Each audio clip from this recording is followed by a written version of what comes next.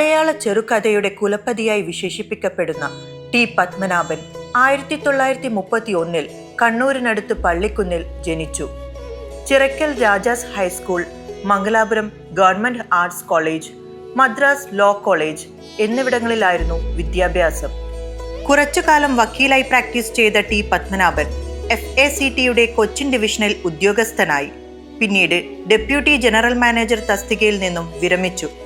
1948 വിദ്യാർത്ഥിയായിരിക്കെയാണ് T പത്മനാഭന്റെ ആദ്യ കഥ പ്രസിദ്ധീകരിക്കപ്പെട്ടത്. 1973 സാക്ഷി എന്ന കഥാസമാഹാരത്തിന് കേരള സാഹിത്യ അക്കാദമി അവാർഡ് ലഭിച്ചെങ്കിലും നിരസിച്ചു. 1996 ഗൗരി എന്ന കഥാസമാഹാരത്തിന് കേന്ദ്ര സാഹിത്യ അക്കാദമി അവാർഡ് ലഭിച്ചു. കേരള സാഹിത്യ അക്കാദമിയുടെ വിശിഷ്ടാംഗത്വം, എഴുത്തച്ഛൻ പുരസ്കാരം, വയലാർ അവാർഡ്, ഓടക്കുഴൽ അവാർഡ്, ലളിതാംബിക അന്തർജനം അവാർഡ് എന്നിവ ലഭിച്ചിട്ടുണ്ട്. പ്രകാശം പരത്തുന്ന പെൺകുട്ടി, മഖൻ സിംഗിന്റെ മരണം, കാലഭൈരവൻ, നളിനകാന്തി, കടൽ എന്നിവയാണ് പ്രധാന കൃതികൾ. പ്രണയത്തിന്റെ അധര സിന്ദൂരം കൊണ്ടെഴുതിയ കഥയാണ് ടി പത്മനാഭന്റെ ഗൗരി എന്ന് പ്രശസ്ത നിരൂപകനായ KP അപ്പൻ നിരീക്ഷിച്ചു. പത്മനാഭൻ കഥകളെ KP അപ്പൻ ഇങ്ങനെയാണ് വിലയിരുത്തിയത്: കഥ ടി പത്മനാഭന് സാംസ്കാരിക വ്യവസായത്തിന്റെ ഉൽപ്പന്നമല്ല, അത് അദ്ദേഹത്തിന് വിശ്വാസത്തിന്റെ പ്രവർത്തനമാണ്. ജീവിതം ഈ എഴുത്തുകാരൻ അനുഭവിക്കുന്ന രീതി കഥയായി പരിണമിക്കുകയാണ്. സ്വന്തം ജീവിത ദർശനം വ്യക്തമാക്കുന്ന ഒരു കൃതിക്ക് ടി പത്മനാഭൻ നൽകിയ ശീർഷകം എനിക്ക് എൻ്റെ വഴി എന്നാണ്. അതെ, ടി പത്മനാഭന് അദ്ദേഹത്തിന് മാത്രമായ ഒരു വഴിയുണ്ട്. നാം ആ വഴിയിലൂടെ അദ്ദേഹത്തെ പിൻപറ്റുന്നു. പപ്പേട്ടൻ്റെ കഥാലോകത്തെയും പപ്പേട്ടൻ്റെ സർഗജീവിതത്തെയും കുറിച്ച് സംസാരിക്കേണ്ടി വന്നപ്പോൾ കുമാരനാശാൻ അവിടെ സ്വാഭാവികമായിട്ടും കടന്നു വന്നു. മഹാകാവ്യങ്ങൾ ഒന്നും എഴുതാതെ മഹാകവിയായ ആളാണ് കുമാരനാശാൻ എന്നുള്ളത് പ്രസിദ്ധമാണ്. ശ്രീബുദ്ധൈരഥം എന്ന് പറയുന്ന ശ്രീബുദ്ധ മഹാകാവ്യത്തിൻ്റെ കുറേ ഭാഗം അതിനെ പരിഭാഷപ്പെടുത്തിയിട്ട് മാത്രമേ ഉള്ളൂ. മാത്യു ആർണോൾഡിൻ്റെ ചെറുകഥ എന്ന സാഹിത്യ മാധ്യമത്തിലൂടെ ഒരു സർഗപ്രതിഭയ്ക്ക് ആവിഷ്കരിക്കാൻ കഴിയാത്ത മാനസിക സംഘർഷങ്ങളോ സാമൂഹ്യ ജീവിത സംഘർഷങ്ങളോ ഇല്ല. ചെറുകഥ തന്നെ സൃഷ്ടി കർമ്മത്തിന് പൂർണ്ണതയിൽ ഉപയോഗപ്പെടുന്ന മാധ്യമമാണ് എന്ന് ബോർഹസിനെ പോലെ പപ്പേട്ടന് തെളിയിച്ചു പോന്നിട്ടുണ്ട്. പക്ഷെ കുമാരനാശാനുമായിട്ടുള്ള ഈ പപ്പേട്ടൻ്റെ സർഗജീവിതത്തിൻ്റെ സാമ്യം അപ്പൻ മാഷൊരു വളരെ മനോഹരമായ പഠനത്തിലൂടെ വെളിപ്പെടുത്തിയതാണ്. അവിടെ നിന്ന് തന്നെ വികസിപ്പിച്ച് നിങ്ങളുടെ രണ്ടുപേരുടെയും സർഗജീവിതത്തിൻ്റെ സർഗാവിഷ്കാരങ്ങളുടെ ഒരു അടിസ്ഥാന പ്രമേയം മനുഷ്യൻ്റെ ഏറ്റവും വലിയൊരു സിദ്ധി, സ്നേഹം, അതാണെന്ന് ഇങ്ങോട്ട് വരുന്ന വഴിക്ക് ആലോചിച്ചപ്പോൾ എനിക്കിങ്ങനെ തോന്നി. സ്നേഹമാണ് അഖിലസാരം മൊഴിയിൽ എന്ന തുടങ്ങി, സ്നേഹത്തിൽ നിന്ന് ഉദിക്കുന്നു ലോകം, സ്നേഹത്താൽ വൃദ്ധി തേടുന്നു.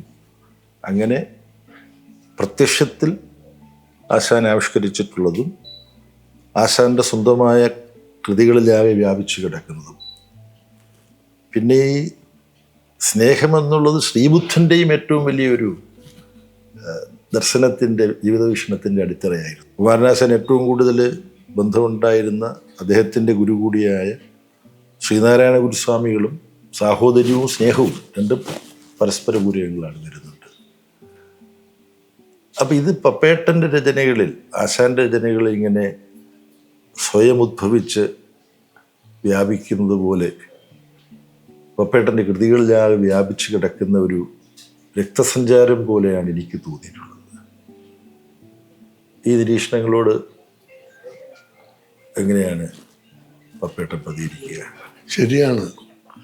പിന്നെ കുമാരനാശാനെ കുറിച്ച് പറഞ്ഞതുകൊണ്ട് ബേബിയോട് ഞാൻ പറയാം. കുമാരനാശാൻ ആള് ധിക്കാരിയായിരുന്നു, ഉള്ളിൻ്റെ ഉള്ള്. അങ്ങനെ ഒരു നിങ്ങൾ തമ്മിൽ അങ്ങനെ ഒരു സമയമുണ്ട്. അദ്ദേഹം മനഃപൂർവ്വമാണ് മഹാകാവ്യം എഴുതാഞ്ഞത്. ഈ മഹാകാവ്യം എന്ന പേരിൽ പഴയ ആശാന്മാർ പറഞ്ഞിട്ടുള്ള മാനദണ്ഡങ്ങൾ ഒപ്പിച്ച് എഴുതിയ മഹാകാവ്യകാരന്മാരോട് പരമപുച്ഛമായിരുന്നു, പരമപുച്ഛം. ഞാൻ എഴുതില്ല, എന്നിട്ട് ഇവരെ കൊണ്ട് ഞാൻ എന്നെ മഹാകവിയെന്ന് വിളിപ്പിക്കാൻ കഴിയുമോ നോക്കട്ടെ എന്ന് പറഞ്ഞ ആളും കൂടിയായിരുന്നു. ആ മഹാപുരുഷൻ്റെ അല്പം ചില അംശങ്ങൾ എനിക്കുമുണ്ട്. കരുതിക്കൂട്ടി തന്നെയാണ് ഞാൻ ഒരു നോവലൊന്നും എഴുതാഞ്ഞത്. അല്ലാണ്ട് തന്നെ ഞാൻ ഒരു എഴുത്തുകാരനാണെന്ന് നിങ്ങളെ കൊണ്ട് പറയിപ്പിക്കാൻ കഴിയുമോ എന്ന് നോക്കട്ടെ. അങ്ങനെയുള്ളൊരു ധിക്കാരും അതിൻ്റെ ഉള്ളിൽ ഒളിച്ച് കിടക്കുന്നുണ്ട്. ഒരു നിരൂപകൻ എഴുതിയിട്ടുണ്ട്, ഏറ്റവും വരണ്ടു ഉണങ്ങിക്കിടക്കുന്ന ഒരു ഭൂമിയും കുഴിച്ച് കുഴിച്ച് കുഴിച്ച് ചെന്ന് അതിൻ്റെ അടിത്തട്ടിൽ എവിടെങ്കിലും ജീവജലമുണ്ടോ എന്ന് കണ്ടെത്താനുള്ള വ്യഗ്രത പോലെയാണ് പപ്പേട്ടൻ പല പരിക്കൻ കഥാപാത്രങ്ങളെയും ഒക്കെ അടങ്ങുന്ന കഥകളൊക്കെ വേണമെങ്കിൽ പരാമർശിക്കാം. പക്ഷേ അവരിൽ അന്തർലീനമായി കിടക്കുന്ന ഒരു മനുഷ്യത്വമുണ്ട്, ഒരു ദീനാനുകമ്പയുണ്ട്, ഒരു ദയയുണ്ട്, ഒരു അപരസ്നേഹമുണ്ട്. അത് പല പല കഥകളിലായിട്ട് അത് ബോധപൂർവമായ ഒരു ആവിഷ്കാരമാണെന്ന് എനിക്ക് തോന്നുന്നില്ല. പപ്പേട്ടൻ്റെ ഒരു ജീവിത ദർശനം ബോധപൂർവമായാൽ അത് കൃത്യമാവില്ലേ? സ്വയമേവാഗതമാകണം, സ്വയമേവാഗതമാകണം. ബോധപൂർവമായാൽ അത് കൃത്യമായി. നമ്മുടെ പല എഴുത്തുകാർക്കും വരുന്ന തകരാറും അതല്ലേ. സ്ത്രീത്വത്തിൻ്റെ സ്വഭാവവിശേഷങ്ങൾ പപ്പേട്ടൻ്റെ രചനകളിൽ പല തരത്തിൽ വന്നിട്ടുണ്ട്. മാംസനിബദ്ധമല്ലാത്ത സ്നേഹം, മാംസനിബദ്ധമല്ലാത്ത പോലും ആവിഷ്കരിക്കപ്പെടാൻ അവസരങ്ങൾ കിട്ടായിക, എന്നിട്ടും അതിങ്ങനെ പച്ചപിടിക്കാനുള്ള സന്ദർഭം കാത്തു നിൽക്കുന്നത് പോലുള്ള ഒന്നിലേറെ രചനകളിലൂടെ ആവിഷ്കരിക്കപ്പെട്ടിട്ടുള്ളത്. അപ്പോൾ അങ്ങനെയൊക്കെ ഉള്ളത് കാണുമ്പോൾ എനിക്ക് കുമാരനാശാൻ്റെ 4 വരികൾ ഓർമ്മ വരും. പഴകിയ തരുവല്ലി മാറ്റിടാം, പുഴയൊഴുകും വഴി വേറെയാക്കിടാം, കഴിയുമിവ മനസ്സുമാർ മനസ്സൊഴുവതശക്യമൊരാളിലൂന്നിയാൽ. അപ്പം ഇങ്ങനെ പപ്പേട്ടനിലൂന്നിയ ചില മനസ്സുകളും ഇതുപോലെ ഉണ്ട് എന്ന് ചില കഥകളുടെ അന്തരീക്ഷത്തിൽ നിന്ന് എനിക്ക് തോന്നിയിട്ടുണ്ട്. ഈ ആശാൻ്റെയും എൻ്റെയും സാമ്യം ആദ്യമായി എഴുതിയത് അപ്പനാണ്. പ്രണയത്തിൻ്റെ അധര സിന്ദൂരം തുടങ്ങുന്നത്. ഞാൻ അപ്പൻ സാറിൻ്റെ സ്റ്റുഡൻറ്റുമാണ് ശരിക്കും. ഏകലവ്യ ന്യായനെ അല്ല, കൊല്ലവസനിൽ എന്നെ പഠിപ്പിച്ചിട്ടുണ്ട്. കെ സുരേന്ദ്രൻ്റെ ജ്വാലയാണ് അപ്പൻ സാറ് ഞങ്ങളെ പഠിപ്പിച്ചത്. സമീപകാലത്ത് പപ്പേട്ടൻ കച്ചേരികൾ റെക്കോർഡഡ് കേൾക്കുന്നുണ്ടാവുമല്ലോ അല്ലേ? എനിക്ക് ഏറ്റവും ഇഷ്ടപ്പെട്ട ഗായകൻ KVN. ധാരാളം കച്ചേരിയിൽ ഞാൻ സ്ലിപ്പ് കൊടുക്കും, പാടാം എന്ന് പറയും. പിന്നെ എന്നെ കണ്ടാൽ പറയും സ്ലിപ്പൊന്നും വേണ്ട, പാടും. എൻ്റെ അടുത്ത് കച്ചേരി കഴിഞ്ഞിരുന്ന് കാണുമ്പോൾ അദ്ദേഹം ഒരു വാക്കുണ്ട്, തൃപ്തിയായോ ചോദിക്കും. അപ്പം ഞാനെപ്പോഴും പറയുന്ന മറുപടിയുണ്ട്, ആയില്ല, പാടിയിടത്തോളം തൃപ്തിയായി. അദ്ദേഹത്തിൻ്റെ ഏറ്റവും ഇഷ്ടം വിദ്വാൻ എന്ന് പറയുന്നതാണ്. വിദ്വാൻ പാലക്കാട്ട് KV നാരായണസ്വാമി. കാമ്പോജിയിലെ അല്ലേ എവരിമാട്ട്, അതൊരു ഈറോഡ് വെച്ചുള്ളൊരു കച്ചേരി. MS Gopalakrishnan violin. MS Gopalakrishnan സദസ്സിനെ നോക്കിയിട്ടേ ഇരിക്കുകയുള്ളൂ. ഇത് വായ്പാട്ടുകാരനെ നോക്കിയാണ് ഇരിക്കേണ്ടത്. അസാധ്യം, വായിക്കാൻ തുടങ്ങി. ഉമയാളൂരെ മൃദംഗം. TH വിനായകരാമായിരുന്നു ഘടം. പക്ഷെ അന്ന് പുള്ളി വന്നില്ല. അതിന് പകരം V നാഗരാജൻ എന്ന് പറഞ്ഞൊരു സീനിയർ ഇഞ്ചറ. അസാധ്യമായ കച്ചേരിയായിരുന്നു. 2 തനിയാവർത്തനം, രാഗന്താനം ബലവ് പാടിയിട്ടും. സാങ്കേതിക വിദ്യ ഉള്ളതുകൊണ്ടെല്ലാം നമ്മുടെ ഫോണിൽ തന്നെ യൂട്യൂബിൽ പോയാൽ എല്ലാവരും. പക്ഷേ അതും ഒരു വലിയ വ്യത്യാസം നേരിട്ട് കേൾക്കുമ്പോൾ ഉണ്ടാകുന്നതെന്ന് പറഞ്ഞാൽ അത് താരതമ്യമില്ലാത്ത വ്യത്യാസം തന്നെയാണ്. ഞാനിപ്പോഴും മനസ്സിൽ വെക്കുകയാണ്, പപ്പേട്ടൻ്റെ ഒരു കഥയും ഒരു സമാഹാരത്തിൻ്റെയും പേരാണ് നളിനകാന്തി. ഡൽഹിയിൽ മൈസൂർ ദരസ്വാമി അയ്യങ്കാർ, മണവ്യാളയ്ക്കും ജഡാരതി, MSG വയലിൻ, ഉമയാളുവിന ശിവരാമൻ മൃദംഗം. ഇവർ 3 പേരും തമ്മിലുള്ള ഒരു സർഗാത്മകമായ അന്യോന്യം ആയിരുന്നു. ചെമ്പൈ പാടിയിട്ടുണ്ട്. പക്ഷെ എനിക്ക് മനസ്സിലാകാത്തത് അതിസുന്ദരമായ രാഗം, ആ രാഗത്തിൽ കൃതികൾ അധികമില്ല. അതെന്താ അതിൻ്റെ? അതിപ്പോൾ ചിത്തരഞ്ജനിക്കുമ്പോൾ അതുമല്ലേ അത്. ചിത്തരഞ്ജനിയിൽ ത്യാഗരാജൻ്റെ ഈ ഒറ്റ കോമ്പോസിഷനേ ഉള്ളൂ. പിന്നെ വേറെ ചിലർ എഴുതിയിട്ടുണ്ട്, വളരെ കുറച്ച് മാത്രമേ ഉള്ളൂ. ഈ നളിനകാന്തി അധികമൊന്നുമില്ല. മനവ്യാളകി, ചരാതടെ. എൻ്റെ ഒരു ഊഹം പറയാം, ഈ കോമ്പോസിഷനൊക്കെ ഇരുത്തം വന്നുപോയി. ഇനി നമ്മൾ ഇതിനോട് കിടപിടിക്കാൻ പറ്റാതെ പുതിയ കോമ്പോസിഷനൊക്കെ ഉണ്ടാക്കി എന്തിനാണ് മോശമാകുന്നതെന്ന് ചിന്തിച്ചിട്ടുണ്ടാവാം. നല്ല രാഗല്ലേ? അയ്യോ, നല്ല രാഗല്ലേ?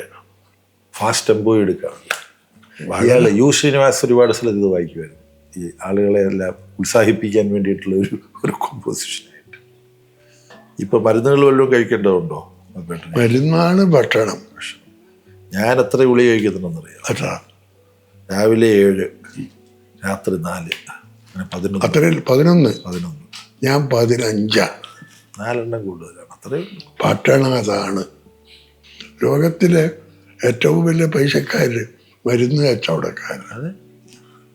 അത് പലതും അതിൻ്റെ ഉൽപാദന ചെലവിൻ്റെ വൻ മടങ്ങ് കൂടുതൽ ആണ് അവർ. കാര്യം മനുഷ്യനെ ആരോഗ്യവും ജീവനും രക്ഷിക്കാൻ വേണ്ടി എന്ത് ചെയ്യും എന്നറിയാം. അതുകൊണ്ട് ഇപ്പോഴ് യുദ്ധത്തിൻ്റെ ഉപകരണങ്ങൾ ഉണ്ടാക്കാൻ വേണ്ടി ഓരോ രാഷ്ട്രവും ചെലവഴിക്കുന്നതിൻ്റെ ഒരു വളരെ ചെറിയ ഫ്രാക്ഷൻ റിസർച്ച്, മെഡിക്കൽ റിസർച്ചിന് ഉപയോഗിച്ചിട്ടുണ്ടെങ്കിൽ ക്യാൻസറിന് ഒരു 1-ാം തരം ഡ്രഗ് കണ്ടുപിടിക്കാൻ പറ്റും. പണ്ടേ കാലത്ത് അതിന് നമുക്ക് സമയമില്ല. നമുക്ക് മറ്റേതാണ്. ഇപ്പം നാറ്റോ അംഗരാജ്യങ്ങളോട്, യൂറോപ്പിലെയും മറ്റും രാജ്യങ്ങളോട് നാറ്റോ സമ്മിറ്റിന് ട്രംപ് പങ്കെടുക്കില്ല എന്നൊക്കെ പറഞ്ഞ് ഇങ്ങനെ അശ്ലീരി പരത്തി. അവസാനം നാറ്റോയുടെ മിലിറ്ററി ഹെഡ് പുള്ളിയെ കാണാൻ വേണ്ടി പോയി അമേരിക്കയിൽ. അപ്പോൾ പെട്ടെന്ന് വായിച്ചിട്ടുണ്ടാവും. അതിന് അവർ തമ്മിൽ സംസാരിച്ചു. അപ്പം ട്രംപിൻ്റെ ഒറ്റേ ഉള്ളൂ, എല്ലാ നാറ്റോ രാജ്യങ്ങളും അവരുടെ ഡിഫൻസ് ബഡ്ജറ്റ് 5% ഉയർത്തണം. ഓരോ രാജ്യത്തും 1, 1.5, 2% അവർ ഇവരെടുക്കുന്ന ആയുധം അവിടുന്ന് വാങ്ങിക്കാൻ ഒരു തുറന്നു പറയുകയാണ്. അതുമാത്രമല്ല, ഒരു കാര്യത്തിന് ഞാൻ അയാളെ അഭിനന്ദിക്കുന്നു, ട്രംപിനെ. സത്യസന്ധനാണ്. ഡിഫൻസ് എന്നുള്ളത് മാറ്റി ഡിപ്പാർട്ട്മെൻറ്റ് ഓഫ് വാർ എന്നാക്കി പേര്. ഡിപ്പാർട്ട്മെൻറ്റ് ഓഫ് ഡിഫൻസ് എന്നല്ല, യുദ്ധത്തിന് വേണ്ടി. അത് തന്നെയാണ് സത്യം. ഇവരെല്ലാവരും ഡിഫൻസ് എന്ന് പറഞ്ഞ് ഒന്ന് ഒരു തുണി ഇട്ട് മറച്ചു വെച്ചിരിക്കുകയായിരുന്നു ആ ഡിപ്പാർട്ട്മെൻറ്റിൻ്റെ പേര്. ഇയാൾ ആ അർത്ഥത്തിൽ അത് അമേരിക്കക്കാരിൽ ഒരു കൗബോയ് കൾച്ചറുണ്ട്. അവിടുത്തെ തദ്ദേശീയവാസികളെല്ലാം കൊന്നൊടുക്കിയിട്ടാണല്ലോ ഇപ്പം പറയുന്ന ആളുകൾ അവിടെ പാർപ്പുറപ്പിച്ചത്. അപ്പം കാലം അയാളെ കൊണ്ട് ഇതൊക്കെ അനുഭവിപ്പിക്കും എന്ന് വിശ്വസിക്കുന്നവരാണ്. അതിൻ്റെ ഏറ്റവും വലിയ ഇത് തുടങ്ങിക്കഴിഞ്ഞില്ലേ ന്യൂയോർക്ക് മേയർ.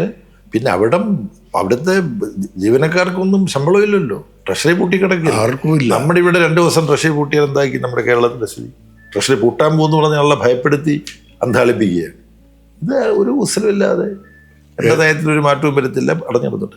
500-600 എയർലൈൻസുകൾ ഓരോ ദിവസവും ക്യാൻസൽ ചെയ്യുന്നുണ്ട്. ഈ ട്രാഫിക് കൺട്രോളിൻ്റെ ആളുകൾക്ക് ജോലിക്ക് ഹാജരാകുന്നില്ല, ശമ്പളം ഇല്ലാത്തതുകൊണ്ട്. വലിയ ക്രൈസിസാണ്. നമ്മുടെ ഇവിടുത്തെ ഒരു പത്രത്തിന്, ഒരു മാധ്യമത്തിന് ഇതൊരു പ്രധാന പ്രശ്നമല്ല. എപ്പോഴെങ്കിലും ഒരു വാചകം പറയും. ഞാൻ നോക്കിക്കണ്ടില്ല. ഇവിടെ നമുക്ക് കഴിഞ്ഞ 2 ദിവസമായിട്ട് ആ വന്ദേ ഭാരതത്തിൽ ഗണഗീതം പാടിയതാണ് നിശ്ചയം.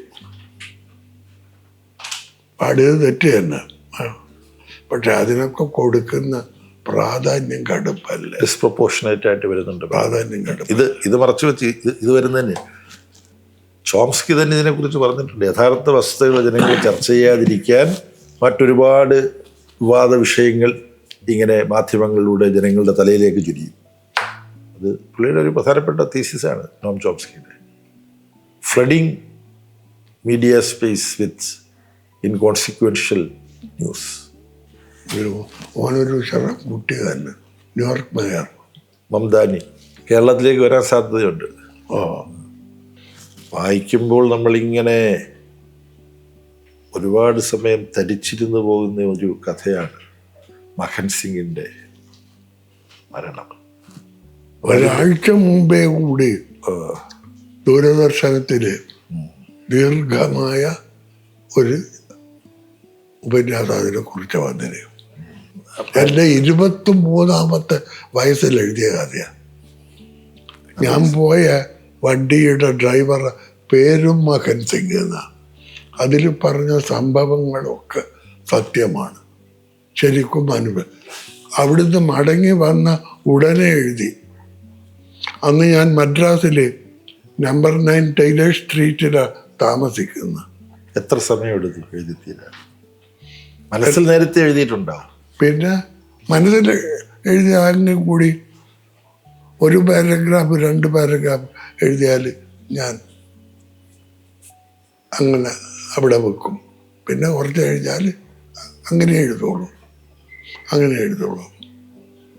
പക്ഷെ ആദ്യം തൊട്ട് അവസാനം വരെ പോയതല്ലേ. കാശ്മീരിൽ പോവാത്ത ഒരു സ്ഥലവുമില്ല. ആ മലമ്പാതയിലൂടെ ഇങ്ങനെ സഞ്ചരിച്ചിട്ടുള്ളവർക്ക് ആ അനുഭവങ്ങളൊക്കെ എങ്ങനെയാണ് ഒരു ചിത്രകാരൻ്റെ ചാതുര്യത്തോടുകൂടി വാക്കുകൾ കൊണ്ട് പപ്പേട്ടനെ അതിനകത്ത്. എനിക്കാണെങ്കിൽ ആ വണ്ടിയിൽ നിന്ന് സഞ്ചരിക്കുന്ന ഒരു അനുഭവമാണ് അത് വായിക്കുമ്പോൾ തോന്നുന്നത് ഓരോ തവണയും. എനിക്ക് അന്നേ തോന്നിയിരിക്കുന്ന ഈ പുണ്ണ് അങ്ങനെയൊന്നും ഉണങ്ങൂലാന്ന്. കാലം അത് തെളിയിച്ചു. കാലം ഇപ്പോഴും ആ പുണ്ണ് ഉണങ്ങിയിട്ടില്ലല്ലോ, കൂടുതൽ വഷളായിട്ടേ ഉള്ളൂ.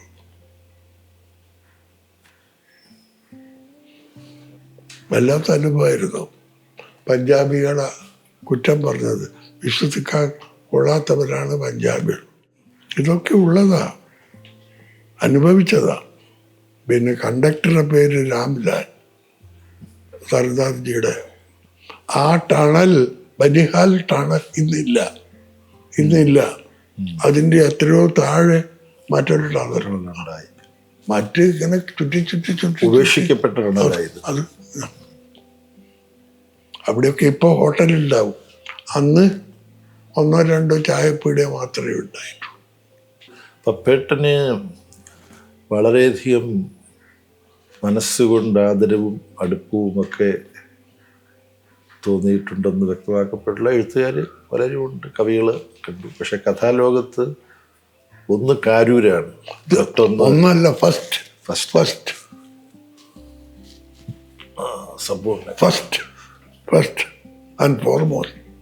പിന്നെ ഒപ്പം ജീവിക്കുകയും ഒരുപാട് ഇടപഴകാൻ കഴിയുകയും ചെയ്തിട്ടുള്ള വൈക്കം മുഹമ്മദ് ബഷീറിൻ്റെ സമ്പൂർണ്ണ കൃതികൾക്ക് പപ്പേട്ടൻ്റെ വളരെ ഹൃദയസ്പർശിയായിട്ടുള്ള.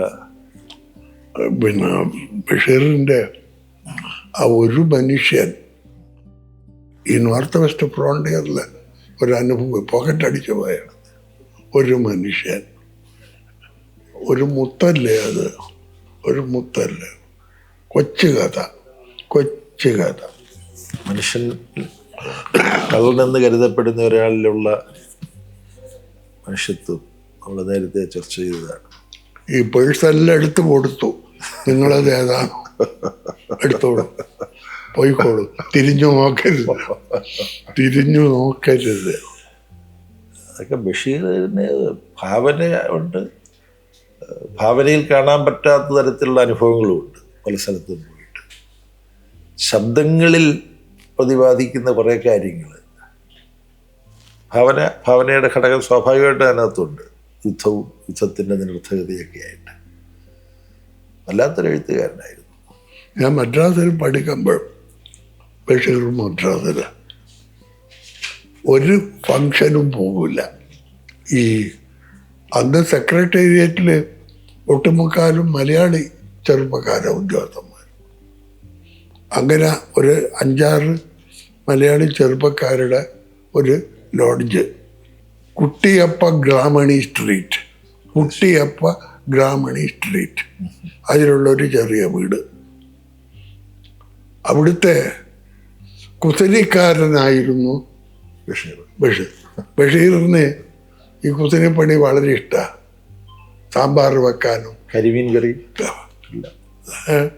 പിന്നെ ബഷീറിൻ്റെ ചായ, ബഷീറിനെ അഭിമാനിച്ചിന് എന്നെ പോലെ ഒരാൾക്കും നല്ല ചായ ഉണ്ടാക്കാൻ കഴിയില്ല. ഒരു മീറ്റിങ്ങിന്, ഒരു സാഹിത്യ സമ്മേളനത്തിന് ബഷീർ പോയില്ല. അപ്പം ഞാൻ ഇങ്ങേരുടെ പുസ്തകങ്ങളൊക്കെ വായിച്ച് ഒരു ഭ്രമം വന്ന് വരട്ടെ എന്ന് വെച്ച് ഒരു രാവിലെ ഒരു 10-11 മണിക്ക് എല്ലാവരും സെക്രട്ടേറിയറ്റിൽ പോയി ഇയാൾ അടുക്കളപ്പണി എടുക്കുന്ന സമയം പോയി. ഞാൻ എന്നെ ആരാണ്ട് ഒന്നും ഇൻട്രൊഡ്യൂസ് ചെയ്തിട്ടില്ല. ഞാൻ ബെല്ലടിച്ചു, ഇയാൾ എന്താ എല്ലാം കുറേ നേരം ഇങ്ങനെ അടിമുടി നോക്കി. എന്നിട്ട് പറഞ്ഞു വാങ്ങുക. ഒരു 1.5 മണിക്കൂർ സംസാരം. അങ്ങനെയൊന്നും അപരിചിതരോട് പ്രത്യേകിച്ചും സംസാരിക്കൂല അന്ന്. വരുമ്പോൾ 2 പുസ്തകം ഒപ്പിട്ട് തന്നു അദ്ദേഹത്തിന്. ഒന്ന് പാവപ്പെട്ടവരുടെ വേശ്യ, മറ്റേത് വേറെ എന്തോ ഒരു പുസ്തകവും. എല്ലാം നഷ്ടപ്പെട്ടു പോയി. എന്നിട്ടൊരു ഉപദേശം തന്നു. എൻ്റെ ഒരുമാതിരി കഥകളൊക്കെ ഈ മനുഷ്യൻ വായിച്ചിന്. ഞാൻ എൻ്റെ പേരോ ഞാൻ കഥ എഴുതുന്നുണ്ടെന്ന് ഒന്നും പറഞ്ഞിട്ടില്ല. ഞാനൊരു ഉപദേശം തരാം. എന്താ ഉപദേശം എന്നറിയോ? മലയാളത്തിൽ എഴുതരുത്. ശരി. എന്നിട്ട് പിന്നെ അദ്ദേഹം മറ്റൊരു ആംഗ്യവും കാണിച്ചു. മുണ്ട് മാടി കെട്ടിയിട്ട് മൂത്രമൊഴിച്ചു. മുസ്ലിം സിർമീം ബാത്തുവ എന്ന് പറയും. ഞാനൊന്ന് സിർമീം ബാത്തിയാൽ അന്ന് 1.25 കോടി മലയാള ഇവറ്റകളുടെ മുഴുവൻ തലയിലെത്തും. ഇത്രയേ ഉള്ളൂ. നീ ഇംഗ്ലീഷിൽ എഴുതിയാൽ ലോകം മുഴുവനെത്തും. അപ്പോഴും നീ വിശ്വസാഹിത്യകാരനാണ്. ശരിയല്ലേ? പുള്ളി ട്രൈ ചെയ്തിട്ടുണ്ട്. പുള്ളി ഇംഗ്ലീഷിൽ പലതിൻ്റെ ബാല്യകാല സംഖ്യ ആദ്യം എഴുതി ഇംഗ്ലീഷിലാണല്ലോ. മലയാളത്തിൻ്റെ ഒരു പരാധീനത പോലെ കുമാരനാശാനേക്കാളും എത്രയോ താഴെയുള്ളവർക്ക് നോവൽ സമ്മാനം കിട്ടിയിട്ടുണ്ട്. പരിഭാഷയ്ക്ക് വഴങ്ങാത്തതാണ് കവിതയും സാഹിത്യവും എന്നുള്ളത് വലിയൊരു പരിധി വരെ ശരിയാണ്. ഇംഗ്ലീഷിൽ വന്ന്, അല്ലെങ്കിൽ ഇപ്പം പിന്നെ കുറേ പരിഭാഷകൾക്കുള്ള പിന്നെ അവാർഡുകളും കാര്യങ്ങളും ഒക്കെ വന്നിട്ടുണ്ട്. കുറച്ച് പേർക്ക് എക്സ്പോഷർ കിട്ടുന്നുണ്ട്. അപ്പോഴും ചിലർ പരിഭാഷപ്പെടുത്താൻ വഴങ്ങുമെന്ന് ഭയപ്പെട്ട് നിൽക്കുന്നതാണ് പപ്പേട്ടൻ്റെ പല രചനകളും. അങ്ങനെ ആ ഒരു ബഷീറിനെ രണ്ടാമത് കാണുന്നത് ബഷീർ ബോട്ടിയെട്ടിയിൽ ബഷീർ ബുക്ക് സ്റ്റാൾ എറണാകുളത്ത്. ഞാൻ വിചാരിച്ചു എന്നെ ഓർമ്മയുണ്ടാവുന്നു. ഒരു ഓർമ്മയില്ല. ഞാനൊട്ട് പരിചയപ്പെടാനും പോയില്ല. പിന്നീട് ഈ വയലാലിൽ വീട്ടിലുള്ളപ്പോൾ ഒരിക്കൽ പോയി. അത് നിങ്ങൾ പറഞ്ഞ ആ ലേഖനം, അത് കേരള യൂണിവേഴ്സിറ്റിയിൽ CV രാമൻപിള്ള മെമ്മോറിയൽ ലെക്ചർ 3 ദിവസം. എനിക്കിഷ്ടമുള്ള സബ്ജക്റ്റ് എടുക്കുക. ഞാൻ ബഷീറിൻ്റെ 3 നോവലുകളാണ് എടുത്തത്. ബഷീറിൻ്റെ ബാല്യകാല സഖി, പാത്തുമ്മയുടെ ആട്, എൻ്റെ ഉപ്പൂപ്പൊക്കെ ഒരു ആനയുണ്ടായിരുന്നു. ഈ 3 ഇതായിരുന്നത്. ഞാൻ ഓർക്കുന്ന മറ്റൊന്നുണ്ട്. കാരൂരിനെ ഒരാൾ ഓർക്കുന്നില്ല. പൊൻകുന്നം വർക്കീനെ ഓർക്കുന്നില്ല. കാരൂർ സ്മാരക പ്രഭാഷണം പപ്പേട്ടൻ്റെ കോഴിക്കോട് നടത്തിയത് ഒരു ഗംഭീരമല്ലേ. കാരൂരിനെ സാഹിത്യ ലോകത്തിലേക്ക് തിരിച്ചു കൊണ്ടുവന്നു, പുതിയ തലമുറയ്ക്ക് പരിചയപ്പെടുത്തി കൊടുത്തു. കാരൂരുമായിട്ട് നല്ല ബന്ധം. പൊൻകുന്നം വർക്കിയുടെ ശബ്ദിക്കുന്ന കലപ്പ ഒക്കെ മനുഷ്യനും വർക്കിയായിട്ടും വളരെ അടുപ്പായിരുന്നു. കേശവദേവുമായിട്ടും അടുപ്പായിരുന്നു. നിങ്ങൾ ഈ സാഹിത്യകാർ ഈ വാക്കുകൾ ഉപയോഗിക്കുമ്പോൾ വാക്കുകളുടെ അർത്ഥത്തിന് വേറൊരു തലം വരികയാണ്. അതെനിക്ക് ഈ ഒരു എഴുത്തച്ഛൻ പുരസ്കാരം പൊൻകുന്നം വർക്കി കൊടുത്തപ്പോൾ പുള്ളിയുടെ പ്രതികരണം അറിയാവോ? അവാർഡൊന്നും തന്നെ മയക്കാമെന്ന് കരുതണ്ട, ഞാൻ കുത്തുന്ന സർപ്പമാണ്. പൊൻകുന്നം വർക്കി വിദ്വാനാണ്, മലയാളം വിദ്വാൻ. ഗദ്യ കവിത എഴുതിയിട്ടുണ്ടല്ലോ. യഥാർത്ഥത്തിൽ പൊൻകുന്നം വർക്കി എന്ന് പറയുന്നത് തട്ടിപ്പാ. പുള്ളിയെ ഇടത്തുവക്കാരനെ അറിയാം. അവിടുന്ന് പൊൻകുന്നത്ത് പോയിട്ടാണ്. എന്താണ് പക്ഷെ ഇടത്തുവ വർക്കി എന്ന് പറഞ്ഞത് ശരിയാവില്ല. പുള്ളിയുടെ ഒരു കഥയുണ്ടല്ലോ, എന്താണ്, ജോസഫേ നീയും അച്ഛനായോടാന്ന്. അല്ലാതെ പള്ളിയൊക്കെ ഇങ്ങനെ വിമർശിക്കുക എന്ന് പറഞ്ഞാൽ എന്താ? പാമ്പ് കൊത്തുക എന്നൊക്കെ പറയുന്നത് നികഷ്ടമായ കാര്യങ്ങളല്ലേ. പക്ഷെ പുള്ളി പറയുമ്പം അതിന് വേറൊരു അർത്ഥം വരികയാണ്. നിങ്ങൾ തമ്മിൽ ഒരുപാട് ഇങ്ങനെ കൂനി നടക്കുകയായിരുന്നു അവസാന കാലത്ത്. പക്ഷേ നിവരാൻ പറ്റില്ല. ആദ്യകാലത്ത് എങ്ങനെയാണെന്നറിയാം, ദൃഢകായൻ, ടോൾ കതറാണ് ധരിക്കുക. അവസാനമാണ് ഇങ്ങനെയായത്. 1948 കൊല്ലത്ത് വെച്ച് പുരോഗമന സാഹിത്യ സമ്മേളനം. ONV കുറുപ്പ് സാർ വന്ന്, കൊച്ചു പയ്യൻ, അവിടെ കവിതാ മത്സരം, സ്വർണ്ണ മെഡലാണ്, 1ാം സ്ഥാനം പുള്ളിക്കാണ്. കിഷൻ ചന്ദറൊക്കെ വന്നിട്ടുണ്ട് സാഹിത്യ സമ്മേളനത്തിൽ പങ്കെടുക്കാൻ. അവരുടെ വണ്ടിക്കൂലിക്ക് തന്നെ പൈസ കഴിഞ്ഞിട്ടില്ല. അപ്പം മുണ്ടശ്ശേരി മാസ്റ്ററൊക്കെ തുപ്പിയപ്പുറം നിൽക്കുന്നുണ്ട്. അപ്പോൾ പൊൻകുന്നം വർക്കി വിളിച്ച്, ഭവനി സാർ തന്നെ എന്നോട് പറഞ്ഞാണ്, അനിയ നല്ല കവിതയാണ് കേട്ടോ, വലിയ ഭാവിയുണ്ട്, പക്ഷേ സ്വർണ്ണ മെഡലൊന്നുമില്ല, ഒരു കവർ തരും സ്വർണ്ണ മെഡലെന്ന് പറഞ്ഞിട്ട്, അത് വാങ്ങിച്ചുണ്ടെങ്കിൽ പൊയ്ക്കോളണം. ഞാനത് സമ്മതിച്ചു. വേറെ എന്തെങ്കിലും എനിക്ക് ചോദിക്കാൻ പറ്റുമോ? അന്നത്തെ പ്രമുഖ കവികൾ പലരും പങ്കെടുത്ത മത്സരമാണ്. അപ്പോൾ അത് സമ്മാനം കിട്ടിയത് എനിക്ക് വലിയ അംഗീകാരമാണ്. അപ്പോൾ പൊൻകുന്നം വർക്കി ചേട്ടനാണിത് പറയുന്നത്. ഞാൻ 5ാം ക്ലാസ് വരെ പഠിച്ച സ്കൂളിൽ ഉച്ചയ്ക്ക് വീട്ടിൽ ഭക്ഷണം കഴിക്കാൻ പോവാത്ത ഏക വ്യക്തി ഞാനാണ്. അടുത്ത വീട്ടിലെ പാറക്കിണറിലെ വെള്ളം എടുത്തു കുടിക്കും. നല്ല രസമാണ്. വൈകുന്നേരം വീട്ടിലേക്ക് ഓടും. ഒന്നും തരാനില്ല. അമ്മ വളപ്പിൽ കാറ്റിന് വീണ മാങ്ങയൊക്കെ പെറുക്കി വെച്ച് അതൊക്കെ പൂളിത്തരും വിശപ്പടക്കാൻ.